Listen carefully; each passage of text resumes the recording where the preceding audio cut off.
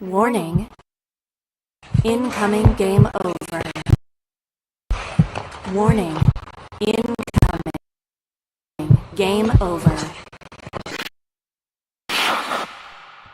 Well, hello, and what a game that we get to dive into tonight. Warning. Mosimann, here for Incoming game Edmonton, over. and yeah, we're not at the home studio. Warning. We are Incoming on remote location. game over. From the beautiful confines of the Confederation Arena here in little old Edmonton, Alberta, Canada. And what a game oh boy, that it's we get to it's a little dive weird. into So one of my other Warning. jobs doing here Incoming game over. and there's a we're game not tonight. So Warning. we are Incoming remote location game over. from the beautiful confines of the Confederation Arena here in little old Edmonton, Alberta, Canada. And what a against game oh boy, that it's we get Red to Wings. dive into So tonight. one of my other Warning. jobs doing Incoming game over. and there's a game tonight. So Warning. Incoming remote location game over. the coolest stuff in the world of hockey from a distinctly French Canadian point of view as well. So if you're very used to consuming like Edmonton hockey stuff, this is a really fun show for you to dive into that I think you're really going to enjoy. So give that a chance. You can watch it over on the Game Over Network's YouTube page. You can also find it anywhere fine podcasts are sold. What an incredible game for us to dive into here as the Oilers looked like they were a little in tough as JT Compher takes the early lead for Detroit until Edmonton was able to briefly tie it up with an own goal. Thanks, Detroit. Really appreciate that one. Evan Bouchard comes back to tie the game after another JT Compher goal. And the Oilers end up pulling this one out into overtime where the birthday boy, Leon Draisaitl, ends up taking on the win. And one of the things that really stands out to me most about this particular game, I mean, Leon Draisaitl, obviously, he was a part of every single one of the Oilers' goals, scoring one himself, I believe, and then, of course, the overtime winner, which was really great to see. But it is so fascinating to see him be right into games when you kind of awaken Beast Leon and see how mad he gets. Hey, the chat, I see you. If you have any thoughts, please let us know what you thought of the game. We'll get them through it today here on Game Over Edmonton. You may notice things are a little different. You also may hear things are different because I'm at a hockey arena, and there is a practice going on right now. So if you hear a bunch of pucks and whistles, we're getting a very authentic hockey experience today. It is so cool. Maybe it was just the power of the German birthday, but Leon was phenomenal all night long, although looking less phenomenal as that Carbon X ad that's now on the front of Oilers jerseys and now all over the ice during games looked a little blah. I wasn't a huge fan of that one, but hey, cool. It's fine. Get your nickels, Daddy Daryl. Make your money wherever you can. Now, the Oilers, having picked up points in 3 straight games, 2 wins in a row now after trouncing Pittsburgh, a game we all know that was going to be a good one. I definitely had some trepidations about this one because the Oilers, especially early on in this game, had a lot of trouble tracking down, just handling the puck properly. And for all the flaws in the Yzer plan, for all the issues that Detroit has as a team with their weird, monstrous goaltending mess of Ville Husso, former Oiler Cam Talbot we saw tonight, and Alex Lyon, they do have their moments where they put things really nicely together. Dylan Larkin, one of the best American players. Lucas Raymond, who's put together an incredible career so far.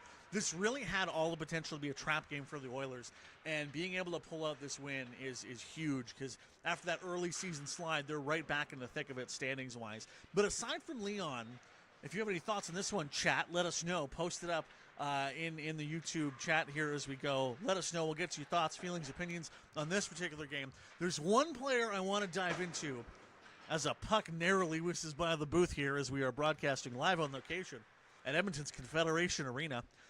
There's one player that will be kind of an unsung hero in tonight's game, and I'm really excited to dive into his game a little bit more. But before we get into that, I want to tell you about our merch. We got merch, y'all.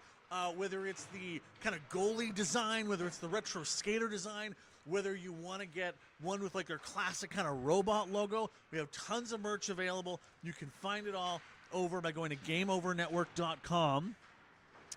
and take a look at everything that's going on in there. Get it some merch, wear it proudly, show us some photos when you pick some up. I know a lot of the staff, we just put our orders in for merch, and oh boy, we're going to be a fine-looking group of people, and we hope you'll give that a go. All of our merch designed by one of the staff members here at Game Over Network as well. So try to keep it all in-house, as we are a tiny little business, and a great way to support local journalism and indie journalism is by buying some merch today. So the Oiler I want to talk into as we get in here celebrating a 3-2 overtime win, and the Bettman loser point doesn't even affect the Oilers in this case, as we're playing a team from the East. Who cares? The player I'm really stoked about is Vasily Podkolzin, because the second Dylan Holloway signed that offer sheet back a bunch of months ago, and he started to wonder, is this going to be it for him? Is he probably going to come back? Ultimately, hey, props to Holloway. Him and Broberg are having a great time over in St. Louis. But when the Oilers made the trade for Vasily Podkolzin, someone that had lost total faith of anyone in Vancouver, I think there was a lot of he's just going to be the Holloway replacement, but how good is he actually going to be? And so far, I think it's pretty clear he definitely doesn't think the game at the same level that Dylan Holloway does. He doesn't have that same level of speed. But when he settles down and starts firing the puck and doing the things that he can do, the things that made him such a highly touted draft pick when at one point, I think a lot of people forget this, at one point he was projected to go third overall, but there was all these concerns that he's a Russian player. He had a contract with CSKA Moscow. Are they going to let him over? What's going to happen? And so Vancouver was really able to get him for a bit of a steal, I think drafting him 10th overall. And you're starting to see some of the plays kind of come out, mostly because Leon's being there to kind of help it bring the best out of him. He's going straight line towards the net, not messing around. He is using his size to and strength to barrel through people. And when he gets his chances, that shot is a laser. If we can let that grow a little bit more, I think there could be something really, really good here for the Oilers to kind of grow on, is that line with Victor Arvidsson, Leon Draisaitl, and Vasily Podkolzin really doing nice things since being put together. Now, shout out to Milanic saying Leon's birthday magic. It's hard not to say that's what a big part of it was, as he gets in on all three of the Oilers' goals tonight and being able to bring out the best in players around him. It is so cool as we are live here at Confederation Arena as the Southside Athletic Club. I think this is the U14s. They have started battle drills, so we might be hearing this banging into the boards in a quick sec. It is cool to see Leon kind of play that leader role and start to bring the best out in other players. We got to talk about the power play as well, which we're going to get to in the third period here over of Game on Edmonton. But aside from Vasily Podkolzin, one of the really nice parts about this game was also the play of Brett Kulak. Brett Kulak has had his moments where you're like, oh yeah, this is a guy that needs to be pretty thermally stapled to the third line. I thought his puck tracking was really good tonight. He didn't make a lot of noise when he had to. When he had his moments, he showed all those skills and shooting power that really made him such a good pickup when Ken Holland traded for him from the Montreal Canadiens a bunch of years ago. This Oilers defense is still kind of going to be a work in progress. It's going to be a work in progress for a long time.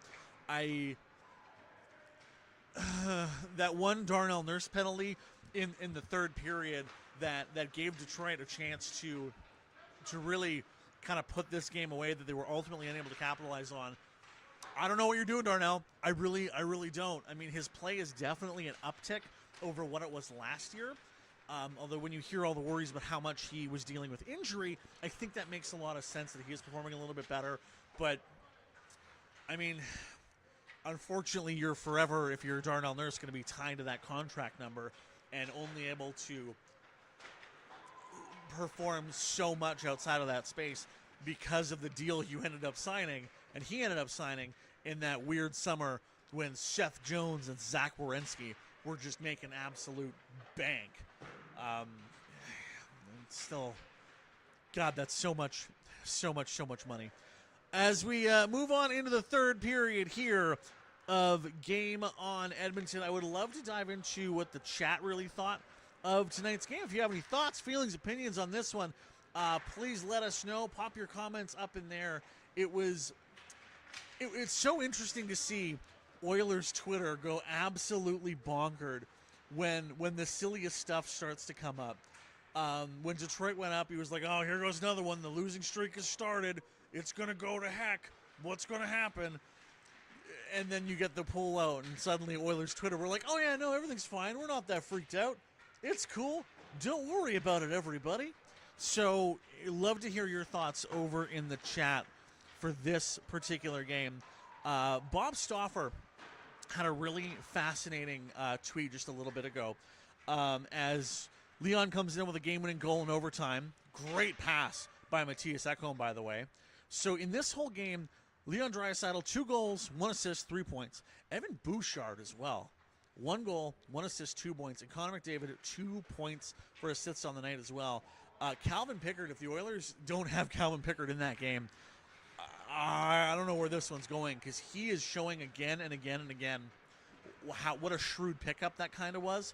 And, ultimately, yeah, you still have Jack Campbell's dead money on the books, and Calvin Pickard was signed to be the organizational number 3.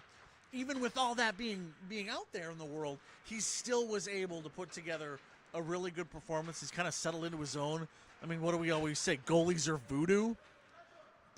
Who knows? The Bunny, W-win, we love it.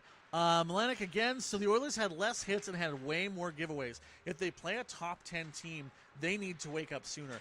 That is such a good point, and we're going to dive into that into the third period here in Game On Edmonton. Once again, if you're just joining the show, welcome. I'm Graham Mosimann. We are a bit differently as we are not in the home studio. Avry was supposed to fill in for this one, and he was unable to make it, so I'm pinch hitting. But I also do some announcing work for local teams here at Edmonton. So I am actually currently in the middle of watching hockey practice for the Southside Athletic Club. Look at them go. Really getting a full hockey experience here.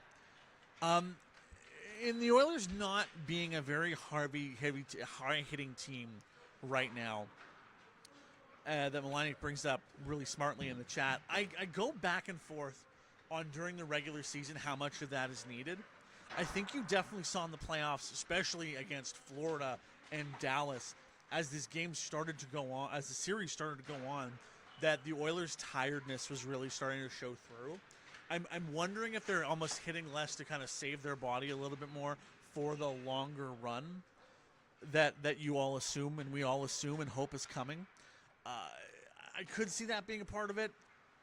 I mean, it could also be just like early season. At some point, it's really hard to kind of wake yourself up for a Wednesday, a Sunday afternoon game in Detroit. So how much do you really need to hit a team that's not going to be as physical back to that you will be? I mean, it'll be a lot more interesting to see once the Oilers wrap up this little trip. They will have a game against the Calgary Flames. That team hits, and they hit often, and they hit aggressively. And so seeing how they're able to stack up again against the Flames, given how the first game really didn't go awesome, I think it's going to be a really interesting thing to kind of dive into. I mean, look, ultimately, we were so worried about this team after the really brutal start and the game against Winnipeg where you got absolutely goalied. But they're 4-4-1 after 9 games. Coming up next, we have the Blue Jackets tomorrow at 5 o'clock. I mean, the Blue Jackets have been so much. That should be no game in the NHL is a gimme. But you really can't miss an opportunity to beat the Columbus Blue Jackets. After that, they're down in Nashville on Thursday to play the Predators. And then this Sunday at the Saddle Dome to take on the Calgary Flames. So this is an eminently winnable chunk of hockey over the next little bit. I mean, you win the next 2, you come out of this 6-4-1, and the standings are really not looking that bad. As of right now, the Oilers are in 5th place in the Pacific, the highest scoring team in the Pacific right now, outside of, and this is going to sound insane, incorrect on that one. Sorry, that's the goal. I'm just mixing up my numbers here. The Oilers kind of middle of the pack scoring wise. Vegas just crushing the division with 42 goals in the season. The Oilers only having 21. The goal differential is still not great for the Oilers, pitching a -8, and you're going to have to get that number way up to start making your way up in the division a little more. But you're only 1 point back of Vancouver, 1 win back of the Flames, 3 points back of the Kings, and 4 points back of the Vegas Golden Knights. So when it comes to getting yourself back into the standings, I don't think you have to really. We're not going to be really worried about that. As the third period, Milani wants to dive into, Oilers controlled the play and did not let Detroit have any offense. Talbot also played really well for Detroit. I think as fans, we really got to start putting a little bit more respect on Cam Talbot. Dude, everywhere he has gone, he has played really well, and he's been a steadying force for whatever team that is, just because he has so many years of experience. I mean, it feels like a literal lifetime ago that we were trading for him over from the New York Hockey Rangers when he was backing up Henrik Lundqvist. And to see where his career has really kind of gone to, him being such a stabilizing force for so many teams, from the Flames, the Kings, to us for that little time, and now ultimately for Detroit, it's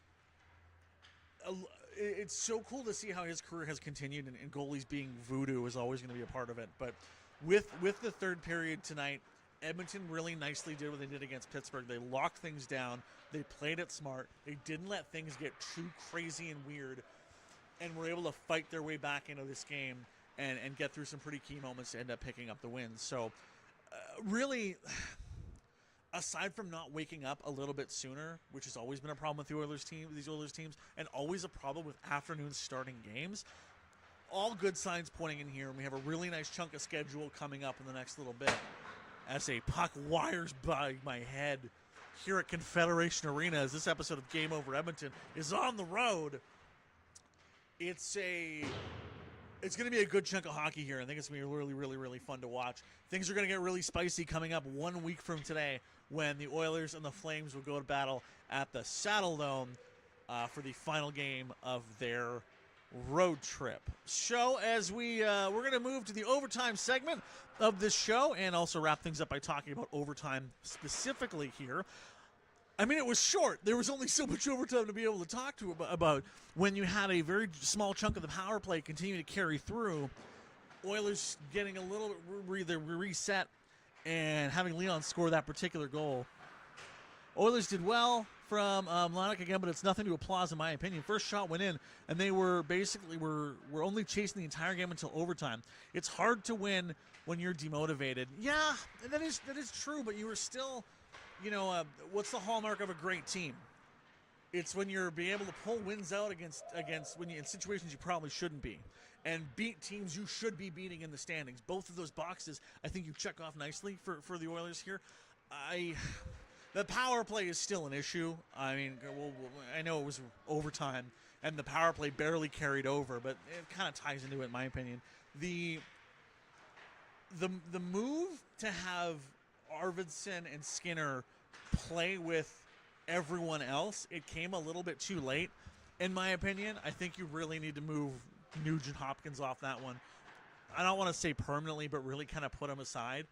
I think having Arvidsson there as that right-handed one-timer chance is really, really key, because you can have Arvidsson over here, Leon over this way, Zach Hyman in the middle, and then McDavid and Bouchard. So if you keep focusing on that, I think there's something really, really special to kind of be worked there.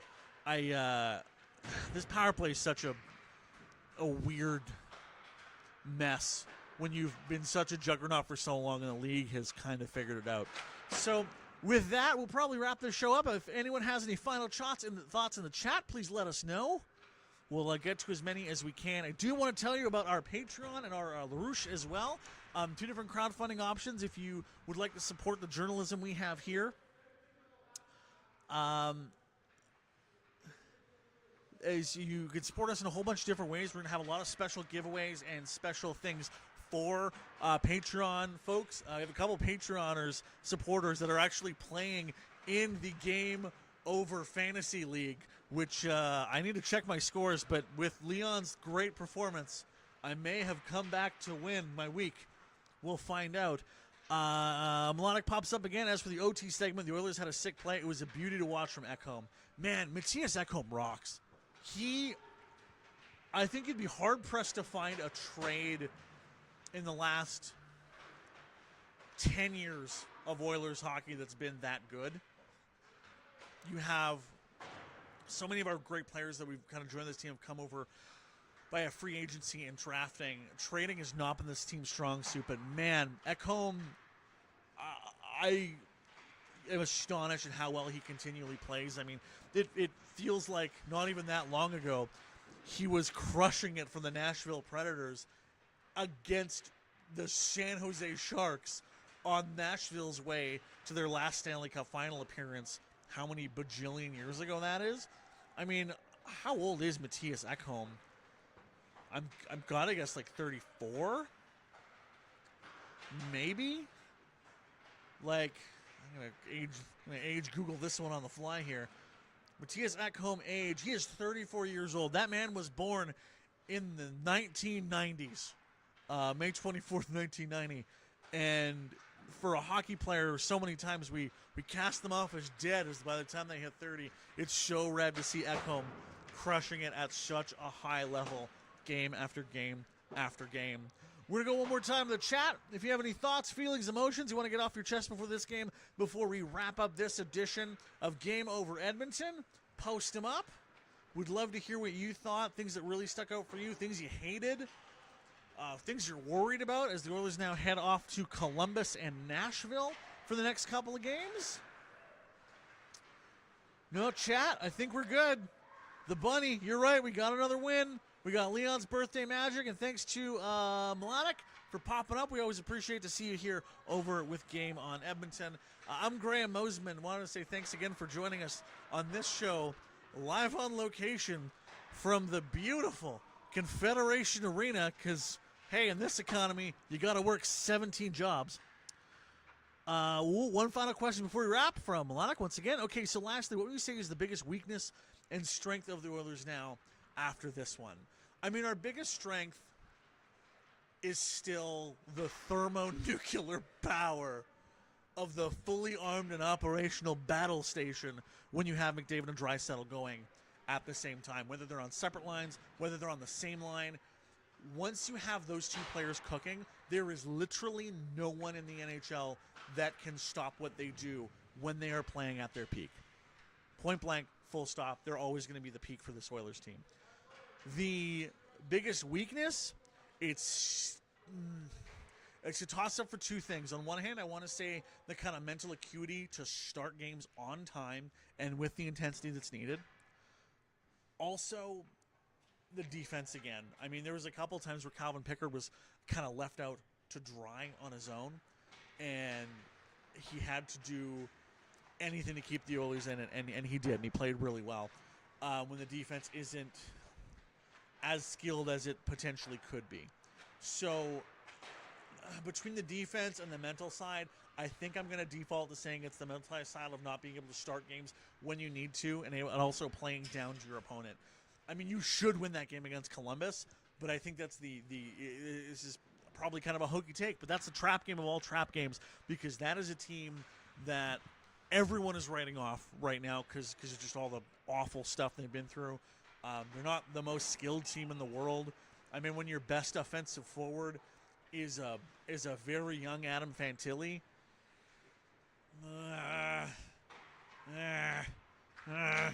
it's a tough look. But hey, if the Oilers play to the level they can and they fight at the level they can, I think they'll be able to take those games pretty well. And Nashville is always a good place for this team to play. So with that, my friends, we will officially wrap up this episode of Game Over Edmonton. You can join us again in just a couple of days, as I believe Avry will be hosting our next matchup against Columbus in just a couple days. Or is that game already tomorrow? No, my goodness, that game is already tomorrow. I believe Avry will be joining us for that one. And Austin will be having the one against the Predators. And then we'll have a really fun matchup with our pals over at Game Over Calgary. Going to see if we can get Peter Klein on that one. 'Cause Peter and I are buddies, we go way the heck back, and it would be very fun to get into it over the hockey with that wonderful person. If you want to hear more about this Oilers game, you can find the podcast version of the show will be posted later on this evening. I will also have a bit of a mini recap and a tee-up to tomorrow's game coming at you for Game on Edmonton. That is the daily podcast I do every single day of the week over on the Game on Edmonton feed. You can also get a bigger, wider look at hockey in the Game on Hockey podcast. Both of those under 10 minutes. But we're going to call it there, my friends. Have a great night. I'm going to get set for some real-life in-person hockey here from Confederation Arena as we spin you around one more time. As we are doing hockey drills. Have a great night, folks. We'll talk soon.